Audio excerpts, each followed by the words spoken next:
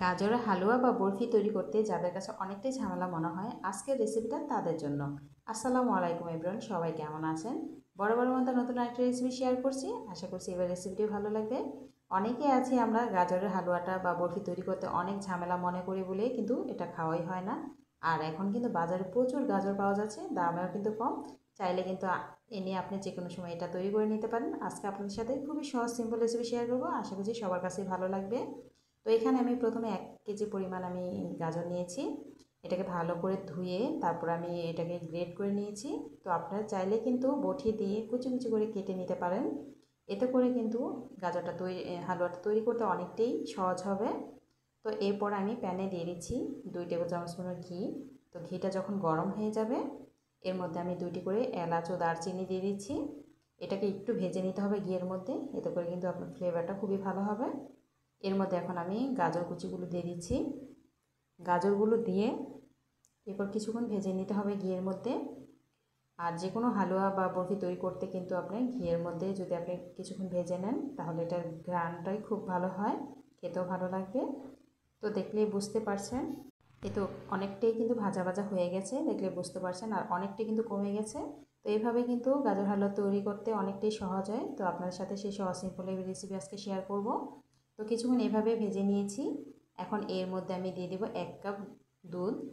দুধটা দিয়ে কিছুক্ষণ নাড়াচাড়া দিয়ে এটাকে ঢাকনা দিয়ে ঢেকে বসিয়ে দিব প্রায় 10 মিনিটের জন্য।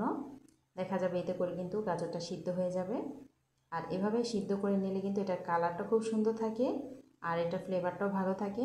অনেক সময় দেখা যায় যে সিদ্ধ করে আমরা পানিটা ফেলে দিই, সেটা না যদি ফেলে দিয়ে এইভাবে যদি আপনি গাজরটা সিদ্ধ করে হালুয়াটা তৈরি করে নেন তাহলে কিন্তু এটার পুষ্টিগুণও পুরোপুরি থাকবে। তো এখন আমি ঢাকনা দিয়ে ঢেকে বসিয়ে দিচ্ছি 10 মিনিটের জন্য। 10 মিনিট পর দেখুন গাজরটা কিন্তু একদম সিদ্ধ হয়ে গেছে আর দুধটা যে দিয়েছিলাম সেটা কিন্তু একদম শুকিয়ে গেছে, দেখলে বুঝতে পারছেন। তো এর মধ্যে যে আমি এলাচ আর দারচিনিগুলো দিয়েছি সেগুলো এখন তুলে ফেলে দিব, কারণ এগুলো এখন আর প্রয়োজন নেই, কারণ এটা যতটুকু ঘ্রাণ হওয়া দরকার হয়ে গেছে। তো এরপর আমি একটি চামচের সাহায্যে এটাকে ম্যাশ করে নিব। দেখলে বুঝতে পারছেন এটা কিন্তু অনেকটাই ম্যাশ হয়ে গেছে, অনেকটাই নরম হয়ে গেছে। তো সামান্য পরিমাণ লবণ দিয়ে দিচ্ছি আর এখানে আমি 1 কাপ পরিমাণ চিনি দিয়েছি। মিষ্টি যে যেমন খান কম বেশি করতে পারেন। আর মিষ্টি জাতীয় জিনিসে একটু লবণ দিলে এটার টেস্টটা কিন্তু অনেকটাই ভালো হয়। তো ভালো করে আবারও মিশিয়ে নিচ্ছি। এখানে আমি আধা কাপ পরিমাণ গুঁড়া দুধ নিয়েছি। গুঁড়া দুধটা দিয়ে অল্প অল্প করে দিয়ে এটাকে মিশিয়ে নিতে হবে, একবারে পুরোটা দিইনি যদি জমাট বেঁধে যায়। তো এরপর আর বাকিটা দিয়ে কিছুক্ষণ এভাবে জাল করে নিব। তো কিছুক্ষণ এভাবে জাল করলে দেখবেন অনেকটা শুকিয়ে গেছে আর দেখলে বুঝতে পারছেন যে এটা কতটা সুন্দর হয়েছে। আর নামানোর আগে অবশ্যই এখানে 1 চামচ আমি ঘি দিয়ে দিয়েছিলাম। এটা এখন আমি নামিয়ে নিচ্ছি। তো আমি যে পাত্রে নেব সেখানে আমি আগে থেকে ঘি ব্রাশ করে রেখেছিলাম। এখন আমি একটি প্লেটের মধ্যে এগুলো নিয়ে নিচ্ছি সবগুলো। দেখলে বুঝতে পারছেন মাশাআল্লাহ এটা কালারটা কিন্তু অসম্ভব সুন্দর হয়েছে। তো সবগুলো আমি এখানে দিয়ে দিচ্ছি। এরপর সম্পূর্ণ গাজরটা আমি এখানে দিয়ে দিচ্ছি, দিয়ে একটু চারিদিকে সমান করে দিচ্ছি। এভাবে করে কিন্তু আপনি যে কোনো সময় কিন্তু এই হালুয়াটা তৈরি করতে পারেন, যে কোনো অকেশনও করতে পারেন। আর বাজারে যখন কম দাম থাকে তখন কিন্তু বাসায় এনে এটা যে কোনো সময় কিন্তু এটা তৈরি করে নিতে পারেন। দেখলে বুঝতে পারছেন কতটা সুন্দর হয়েছে আর এটা খেতে কিন্তু অসম্ভব মজার হয়। চাইলে কিন্তু সব বরাতে এটা আপনি তৈরি করতে পারেন খুব সহজে। উপর দিয়ে আমি এখন কিছুটা কিশমিশ আর কিছু বাদাম দিয়ে দিব পরিবেশন করার জন্য।